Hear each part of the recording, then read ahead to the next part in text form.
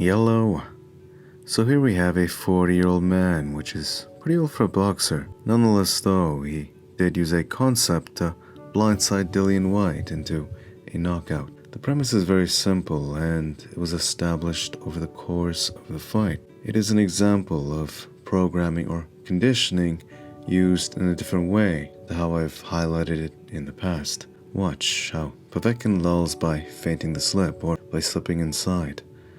From his hips, he steps in and slips inside barely into range or just out of range to test Dillian Whyte's reaction. You cannot charge recklessly because Alexander Povetkin still has the balance to step out of range, then return with a counter. But in doing this, lulling with his slip, putting weight onto his lead leg, not only can Povetkin test the waters for his own window of entry, but he can also load more potential energy for his lead hook, naturally recoiling off that lead foot weight distribution to give the lead hook more power. Povetkin, he can also follow the slip with his backhand. As you can see, lulling with this simple motion, it has helped Alexander Povetkin create multiple layers of threat to keep his opponent Dillian Whyte guessing.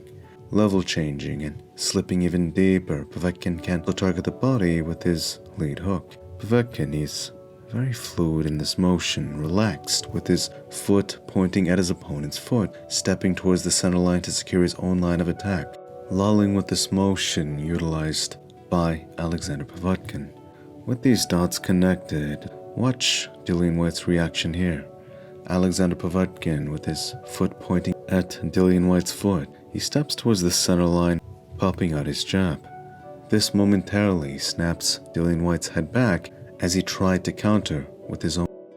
Alexander Povetkin slipped that preemptively, looking to secure this position here. Now, Povetkin's lead foot is pointing towards the back foot of Dillian Whyte's, and he slipped even deeper into his hips.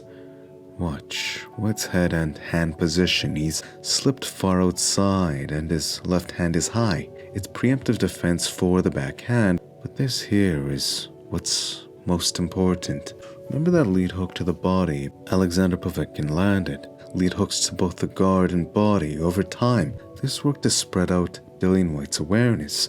Thus here, when Alexander Povetkin secured this position and loaded up, his right elbow shelled downwards to guard the body.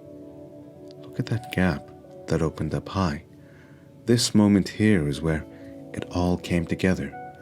Programming, conditioning, that one moment where Whyte thought low, it had his guard open, and when it opened, all that load up from the lead slung up high instead. Boom. Dillian Whyte. He never saw it coming until it was too late. From there, the lights had no choice but to go out.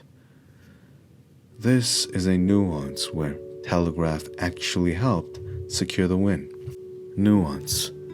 Visibility programming low sold a feint, thus when it instead came up high, boom.